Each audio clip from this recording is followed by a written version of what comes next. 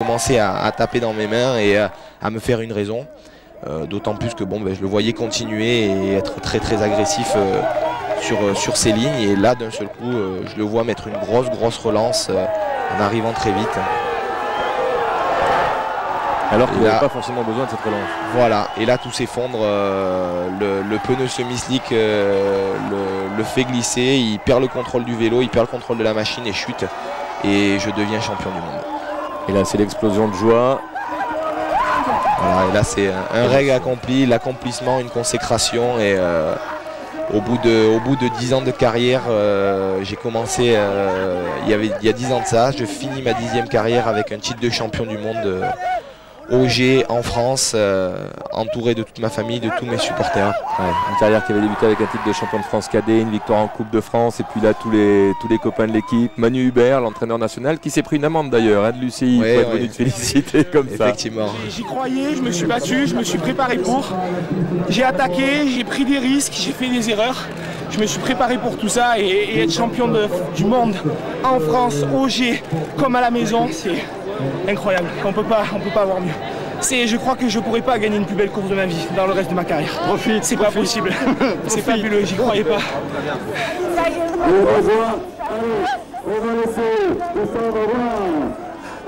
Voilà, là, il y a plein de choses qui doivent se bousculer dans la tête et on revoit la faute de Steve Pitt. Et c'est vrai que dans la raquette d'arrivée, il y a eu le cri de déception de tous les supporters anglais et tout de suite après l'explosion de joie de tous les supporters français. Mais c'est quelque chose qui se comprend, tu dis souvent, on lutte d'abord contre le chrono. Effectivement, c'est une course qui se joue contre le chrono. Notre seul adversaire est le chrono. On fait de notre mieux. S'il y en a qui nous battent, qui font mieux, bon, tant mieux pour eux. Si on est premier, bon, c'est exceptionnel. Et je pense que cette journée restera gravée dans ma mémoire pendant très longtemps. Check one, right to the sun.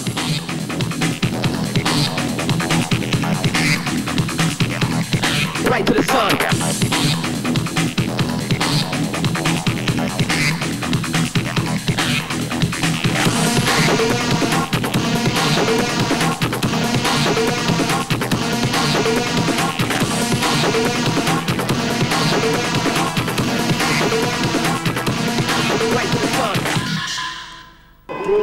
On continue avec la descente, bien évidemment, le même jour, mais c'était un petit peu plus tôt le matin. Les dames élites.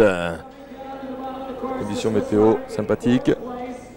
Quasi idéal pour la descente, très bien. Oui, effectivement, c'était un temps magnifique. On avait, je pense que bon, nous en termes de descente, le côté sportif, c'est peu importe les conditions météo, je dirais le meilleur gagne sur tous les terrains. Par contre, bon, c'est sûr qu'en termes d'événements, en termes de public, c'était exceptionnel et c'était, je dirais, c'était très approprié. Voilà. Alors, pour les personnes qui regardent, ne vous fiez pas par rapport à l'image de la caméra embarquée. Il n'y a pas de monde sur le bord de la piste. C'était pris pendant les séances d'entraînement.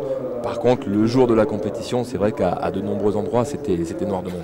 Oui, effectivement, le public était complètement fou sur les bords du parcours. On a vraiment pu assister, je dirais, à de grands moments d'euphorie des spectateurs et c'était vraiment impressionnant. C'était presque difficile de rester concentré au long de la descente. Voilà, à l'image pour l'instant, Cathy Pruitt pour les États-Unis d'Amérique. Cathy qui a pris un peu un envol cette année, qui devient de plus en plus performante, qui a fait des podiums en Coupe du Monde, qui est de plus en plus fréquemment sur les podiums aux États-Unis. Elle commence à prendre une certaine assurance, elle commence à trouver sa stabilité sur le vélo, elle a changé de matériel qui apparemment lui convient beaucoup mieux et elle commence à trouver de bons points de repère. Voilà, 22 ans, donc elle a encore de la marge de progression devant elle. Voilà, on peut voir que bon, sur ce saut-là, elle n'a pas vraiment, je dirais, la notion d'engagement que peuvent avoir nos Françaises. Elle a encore beaucoup à faire, je dirais, dans la notion d'engagement. Elle commence à être forte techniquement, mais elle a encore besoin d'un peu lâcher les freins, comme on dit. Elle aussi était vice-championne du monde junior en 99, donc petit à petit on prend de la maturité sur le circuit élite ensuite, et puis ça monte, les podiums en Coupe du Monde, et puis après on apprend à gérer la pression, je pense aussi, parce que le championnat du monde c'est vraiment une course à part. Oui, effectivement, c'est une course où il faut être fort physiquement, il faut être fort techniquement, c'est certain, il faut avoir du matériel au top, mais surtout il faut être capable d'être très équilibré dans sa tête, d'être très motivé, mais de gérer bien, je dirais, ses sentiments pour ne pas aller à la faute. Voilà, on peut voir que cette triple à l'arrivée reste un moment très important pour garder la vitesse. Et bon, là, Cathy ne l'a pas sauté, ça peut être des secondes importantes, je dirais, pour les dernières concurrentes qui vont arriver. Voilà, on l'a vu avec le temps qui s'est affiché, la place de leader du classement provisoire. Il reste 7 compétitrices à s'élancer après Cathy Pruitt. Et elle prendra finalement la 6e place de ces championnats du monde d'élite dames. Voilà, on revoit ce saut où malheureusement elle s'écrase beaucoup à l'atterrissage, elle ne peut pas repédaler, je dirais qu'elle perd énormément de vitesse et ça reste un atout majeur, comme on l'a dit tout à l'heure, en termes de haute vitesse.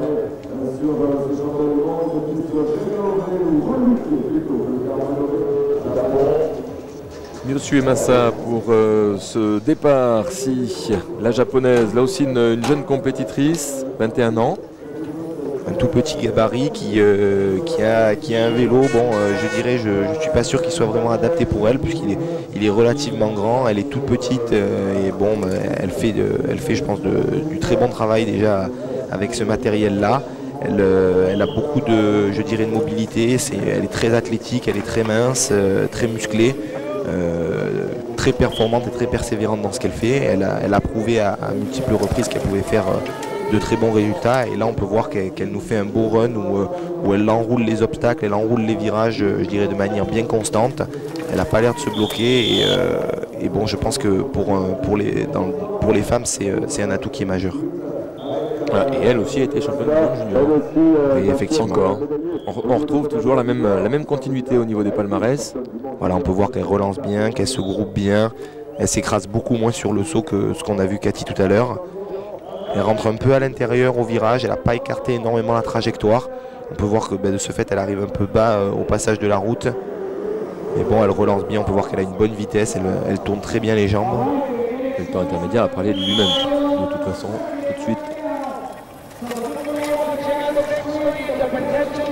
Voilà, elle ne sort pas les pieds, ce qui reste très très important, elle est très bien posée sur le vélo. On voit son vélo qui saute beaucoup de l'arrière, où la roue arrière dribble énormément.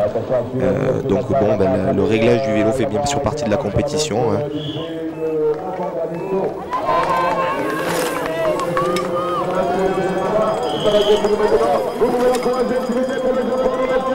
Voilà le finish fantastique. 5 secondes 47 d'écart, elle prend la première place provisoire, bien sûr. Il y en a encore quelques-unes à passer derrière elle. Et finalement, elle sera vice-championne du monde. Je pense qu'effectivement, elle a fait un très beau run. Elle a sorti le bon run au bon moment. Bien propre, bien équilibré. On peut voir dans ses virages, bon là, même si elle prend les trous, elle les absorbe relativement bien. On dirait que son vélo était relativement dur en suspension, ce qui fait que bon, elle accepte, je dirais, un peu plus de choc au niveau de son corps, mais par contre, le vélo perd beaucoup moins de vitesse. À suivre avec les États-Unis d'Amérique, Marla Streb. Marla qui est plus toute jeune, hein, qui court depuis des années et des années maintenant et qui persiste et non seulement elle persiste mais en plus elle fait de très très bons résultats. Elle fait comme le bon vin, je dirais, elle mûrit avec l'âge et bon c'est vraiment une pilote, je dirais, très charismatique aux États-Unis.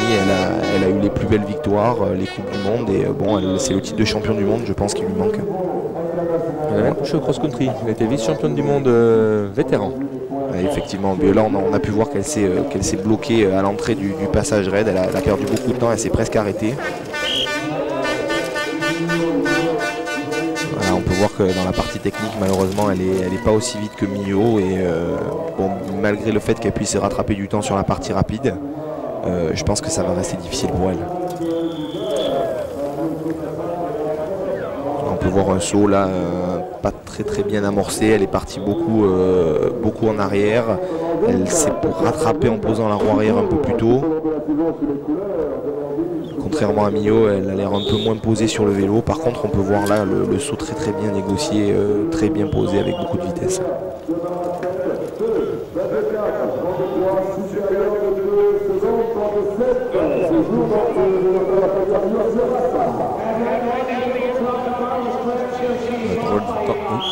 Ouais, non, je disais justement, c'est ce que je disais tout à l'heure, on peut voir qu'elle a perdu du temps sur la partie haute, mais que sur la partie basse, elle arrive bien à s'équilibrer, elle arrive bien à donner du grip à son vélo. Elle sort pas les pieds des pédales et on peut voir que ses longues jambes lui permettent de beaucoup se déhancher. Voilà, et elle absorbe énormément le terrain. Je pense que par contre sur la fin du parcours elle doit rattraper un peu de temps, mais ça m'étonnerait que ce soit suffisant. On va suivre ça tout de suite sur la fin du parcours.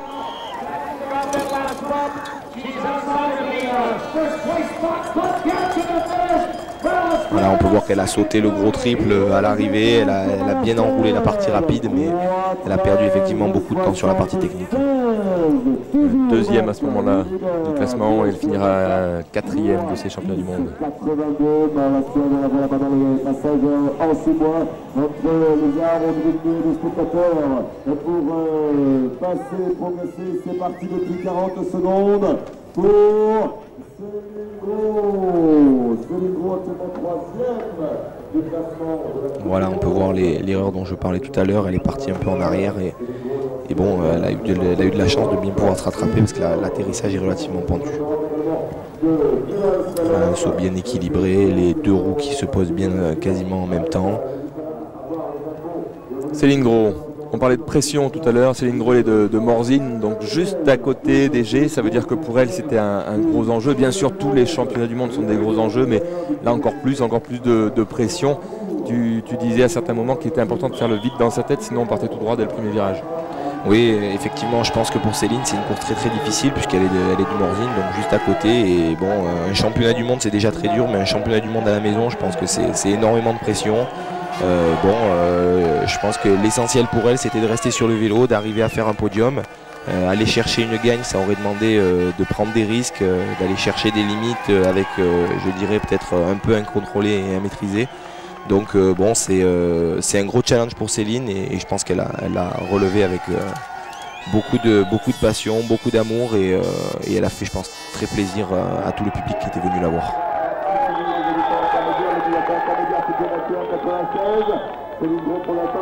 Voilà, on peut voir qu'elle relance bien, qu'elle est très bien posée sur le vélo, mais bon, il manque un peu, je dirais, elle manque un peu de vitesse, elle n'est pas très incisive, elle n'a pas, je dirais, la niaque qui permettrait d'aller chercher la gagne. Et pourtant elle fait un bel inter. Et sur la partie finale, on peut voir qu'elle a du mal à se relever sur le vélo, elle n'a pas trop pédalé. Bon, est-ce qu'elle s'est dit, bon, j'ai fait un bon haut, j'assure le bas. Bon, peut-être qu'elle s'est fait même annoncer son temps et on lui a annoncé qu'elle avait un temps intermédiaire et peut-être elle s'est dit, ben, je vais calmer sur le bas.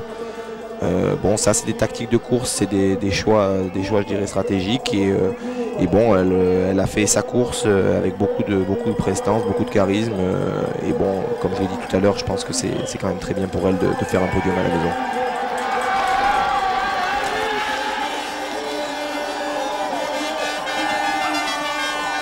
Et là pour Céline Gros, avec 17 centièmes d'avance au temps intermédiaire, elle finit quand même deuxième avec 1 seconde 20 de retard. Donc elle a fini beaucoup moins vite que Miyo Suemasa. Effectivement, Miyo qui normalement est toujours derrière Céline. Bon, ben là, elle a réussi à la devancer en sortant le bon run au bon moment. Il nous reste deux compétitrices pour chasser la japonaise du haut de site, Marielle Saner pour la Suisse. Alors là aussi de la pression, un peu comme Céline aussi, la Suisse voisine des G.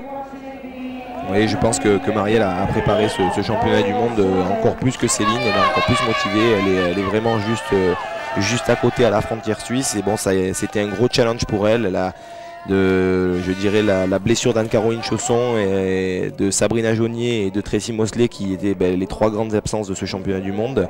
On fait l'opportunité, je dirais, un peu de Marielle et de Céline qui avaient une grosse carte à jouer.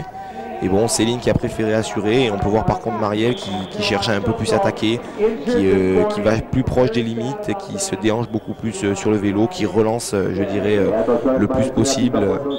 Voilà, on peut voir qu'elle fait un saut très haut, très beau, et elle était très bien engagée.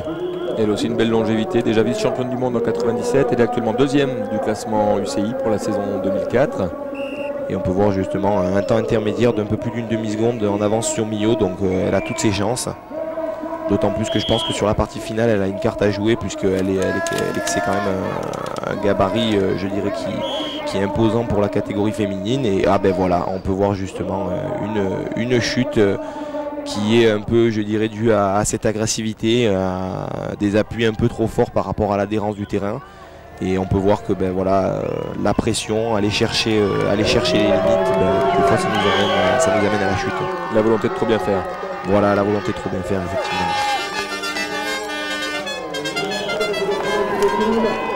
Donc là pour Marielle Saner, on voit c'est imparable. Quatrième position. Voilà, 4 petites secondes. Marielle aurait vraiment pu gagner ce championnat du monde. Elle en avait vraiment le potentiel à la maison. C'était une grande opportunité pour elle. Et puis on peut voir que la pression a frappé entre guillemets et que c'est important d'être fort dans son corps, d'être fort sur son vélo, mais également très important d'être fort dans sa tête. Voilà, un petit rappel aussi pendant le ralenti de Marielle Saner en ce qui concerne les courses juniors. Chez les juniors dames, c'est Scarlett Hagen pour la Nouvelle-Zélande qui s'est imposée devant Rachel Atherton pour la Grande-Bretagne et Audrey Lecorguier, la médaille de bronze. Pour les garçons, c'est Romain Saladini pour la France qui a remporté le titre de champion du monde junior. Florent Payette a pris la médaille d'argent et Kyle Strait pour les États-Unis d'Amérique a pris la médaille de bronze. Voilà, on revoit à nouveau la grande déception de Marielle après son run qui était relativement beau et sa malheureuse chute. Voilà, et là il y avait une opportunité formidable à saisir pour Vanessa Kim, deuxième temps de la manche de placement de ces championnats du monde. On sait que le matin des championnats du monde, lors de l'entraînement, il y a eu la blessure d'Anne-Caroline Chausson, ce sont des faits de course. Donc pour Vanessa Kim, elle savait qu'elle pouvait saisir cette opportunité, championne de l'Océanie cette année et bien placée au niveau international, 5e du classement de l'UCI. Toujours aux avant-postes en ce qui concerne les manches de Coupe du Monde. Je te laisse commenter la descente de la Néo-Zélandaise. Voilà, on peut voir Vanessa qui est justement, comme je le disais tout à l'heure, qui a un vélo qui est, je dirais, très stable, un peu moins maniable que les autres, mais très stable. Alors dans des pistes où il y a besoin de beaucoup d'engagement et de haute vitesse, c'est un atout majeur. Et on peut voir qu'elle l'exploite très bien. Elle est, comme je le disais, très posée sur le vélo et elle a beaucoup d'adhérence. On voit qu'elle met des appuis relativement francs et qu'elle va chercher le bon run et les belles lignes. Voilà, puis un beau temps intermédiaire, 2 secondes 84 d'avance par rapport à Miosue Massa. Donc là, il n'y avait pas trop de solutions. Je pense qu'elle a dû être informée là aussi probablement de son temps inter parce qu'il y avait une très forte colonie néo-zélandaise. Et elle a géré de très belle façon la fin du parcours. Oui, effectivement, c'est fort probable. Du moins, en général, les leaders se font annoncer leur temps, leur avance ou leur retard, de manière à savoir si sur la fin du parcours, ils doivent attaquer pour tenter le tout ou au contraire assurer pour conserver leur avance. Et bon, là, c'est probablement le cas. On peut voir Vanessa qui assure, qui reste très très propre, qui tente. D'ailleurs, elle n'a même pas écarté la trajectoire juste avant l'arbre et la ligne droite où il y a tout l'enchaînement de sauts. Et on peut voir qu'elle assure vraiment, qu'elle se groupe bien et voilà, et qu'elle passe la ligne d'arrivée avec une victoire. Et elle est championne du monde pour la Nouvelle-Zélande avec Vanessa Kim. Elle, pour qui sa meilleure performance jusqu'ici avait été une 5e place en 2001. Eh bien, il y avait une opportunité à prendre. Elle a su la saisir au moment où il fallait. Donc elle a su elle aussi résister à la pression. Elle a su gérer sa course. On l'a vu dans la fin du parcours où elle a cédé un tout petit peu par rapport à Miosue Massa. J'avais le potentiel pour gagner ici, mais on ne peut pas être fort partout. Donc voilà, j'ai couru devant mes amis, ma famille, tous mes sponsors et tout ça. Et pour moi, c'était le principal de faire un podium ici. C'était mon objectif. C'est atteint, donc voilà. Je suis plutôt contente, même si je sais que j'aurais pu faire un peu mieux. 4 secondes, c'est pas énorme. Mais la semaine prochaine, j'ai les moyens de gagner le général de la Coupe du Monde, donc je me rattraperai là-bas. Voilà, on peut voir Vanessa sur cette médaille, sur cette victoire. Et bon, l'Irlande, le Japon, la France. Et une petite pensée pour Anne-Caroline Chausson qui aurait sûrement et qui avait sûrement le potentiel d'aller chercher cette première place. Elle l'avait prouvé en tout cas lors de la manche de placement.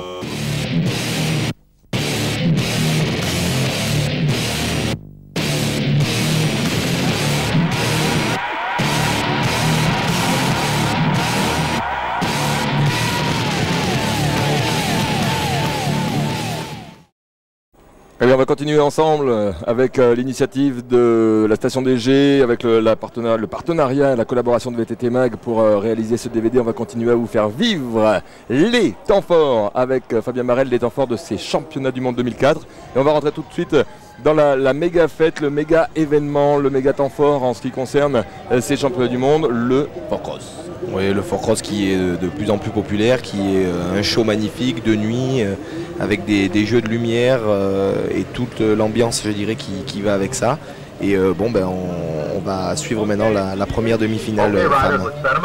Ouais, demi-finale, il y a eu avant les qualifications pour regarder les meilleurs, ensuite les quarts de finale. On est avec les demi-finales. C'est parti sur cette superbe piste mettant à profit le relief de la station des G.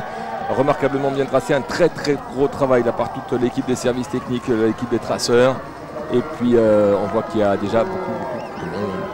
On voit Tara Lanès qui est partie bien en avance, qui est une ancienne pilote de BMX. Juste suivi de Sari Jorgensen qui fait son retour.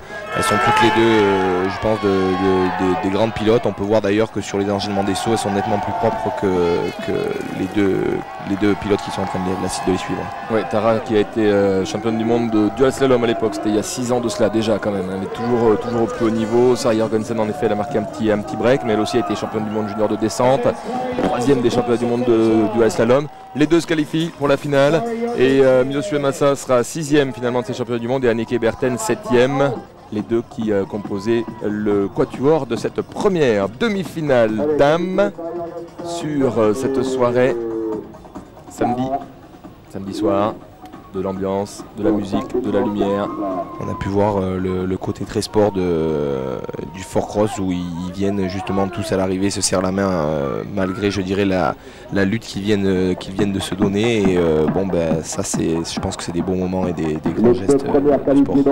Ouais, et pourtant c'est un sport, j'allais dire un sport de tueur, mais pas loin. Il ne faut pas avoir peur d'aller au contact, il ne faut pas avoir peur de rentrer dans l'autre, de s'imposer, de se faire sa place dans tous les sens du terme. Effectivement, c'est un sport où justement tout le monde est là pour la première place et bon, ils sont là je dirais à se frotter les uns contre les autres pour prendre la meilleure ligne et bon, des fois on assiste à des passages justement un peu brutal. Allez, deuxième demi-finale avec le cœur qui va battre un petit peu plus vite puisqu'il y a une française en piste. On a vu Gilles Kinter, 3e des championnats du monde l'année dernière avec les États-Unis. Il y a également Jana Orakova, vice-championne d'Europe, et puis Laetitia Lecorguillet, la vice-championne du monde de BMX, et puis il y a aussi l'Australienne Katrina Miller.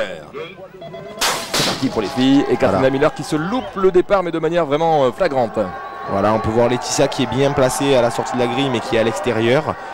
Jill qui est à l'intérieur, qui essaye de rattraper justement Orakova qui est donc dans la lead. On peut voir que d'ailleurs elle s'échappe de manière bien distante. Laetitia essaye de rester au contact de Gilles. Elle va essayer justement, je pense, de se placer à l'extérieur pour rentrer à l'intérieur. Et hop, c'est ce qu'elle essaye de faire. Elle est à l'intérieur, mais malheureusement Gilles a gardé beaucoup de vitesse et est resté justement à l'avant. Et bon, le virage d'après, Laetitia a bien évidemment perdu la vitesse. Et bon, a laissé Gilles s'envoler avec la seconde place. Voilà, les deux premières qualifiées pour la finale. On rappelle, c'est ça le principe du Four Cross. Les deux premières à chaque fois qualifiées pour le tour suivant. Là, en l'occurrence, la grande finale. Et dans la petite finale, Laetitia Lecorguillet sera accidentée. Elle s'est fait une grosse entorse à la cheville, je crois. Et elle prendra la 8e place de ces championnats du monde. Et Katrina Miller, que l'on a vu dans cette demi-finale, quant à elle, remportera la petite finale et finira 5e de ces championnats du monde. On a pu voir Orakova qui, malgré sa lead, a fait une petite erreur à l'atterrissage d'un saut. Elle a atterri justement après la pente d'atterrissage et on a pu voir que elle n'est pas tombée vraiment parce qu'il fallait pas, quoi. Superbe plan sur ce tracé de Four Cross. Et allez, sans transition, on va directement sur la finale, celle qui va attribuer le titre de championne du monde pour les dames. Avec Jana Orakova pour la République tchèque, Jill Kinter pour les États-Unis, Sari Jorgensen pour la Suisse, Tara Lanès pour les États-Unis. Les derniers instants de concentration, ça doit être terrible, la pression qu'il y a. On se met debout à disposition des commissaires de course pour le start. Voilà, le starter automatique. Et on s'élance. Voilà, on a pu voir Jill et Horakova qui ont pris 2 très beaux départs. Il y a Tara qui est à l'extérieur, Gilles qui refait le même coup d'auparavant en restant à l'intérieur, en refermant la porte à Tara.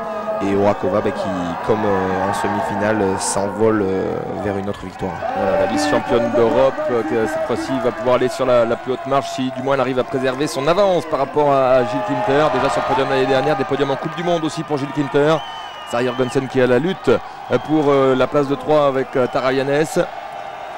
On a pu voir une erreur de Sari qui a voulu se placer énormément à l'extérieur, qui a probablement glissé dans la poussière hors de la trajectoire, et Tara qui a pu se faufiler à l'intérieur, reprendre de la vitesse et prendre de l'avance pour aller chercher la 3e place. Voilà, une course fluide à l'avant et la championne du monde, Jana Horakova, bicrosseuse de très haut niveau qui est sur sa première saison de Four Cross et qui d'entrée de jeu donne le pion à tout le monde et remporte ce titre de championne du monde devant Gilles Kinter, Tara Yannes et Sari Jørgensen.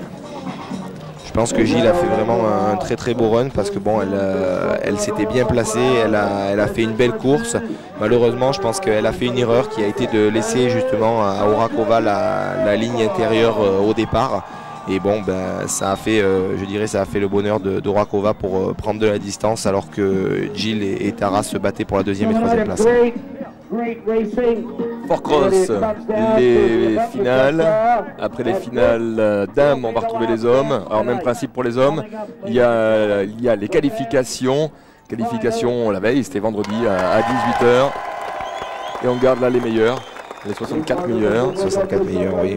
Et après, il y a une sorte de tableau croisé qui permet normalement de protéger un peu les meilleurs temps de façon à pouvoir les retrouver ensuite en finale. Voilà, effectivement, de manière à mixer du mieux possible les meilleurs avec les moins bons et retrouver justement de belles semi-finales et finales comme on va pouvoir assister maintenant. Ouais, et puis une demi-finale là qui s'annonce déjà super chaude avec le public qui a pris fait et cause. Et c'est normal, on est en France et il y a un Français, il y a Michael Deldic qui est présent ici, mais attention, il y a du beau monde. Eric Carter face à lui, Mike King et Lucas Tamé pour la République tchèque. Demi-finale, première demi-finale, les 2 premiers en grande finale, les 2 derniers dehors. Voilà, on peut voir Michael qui a pris un superbe départ, qui va avec Lucas Tamé un peu au contact, mais Michael a bien suggéré, bien pris sa trajectoire à l'extérieur, parti et s'est mis une large avance. On a pu voir juste derrière Mike King qui a voulu aller un peu au contact des 2 leaders et Carter qui en a profité pour justement se faire sa place et se mettre justement en seconde position pour la qualification. On écoute le bruit dire. Une ambiance de folie toute la soirée. On peut voir tous les spectateurs, Michael Deldic qui est en train de mettre le feu à la place, le feu au jet et qui va nous chercher une superbe qualification en finale.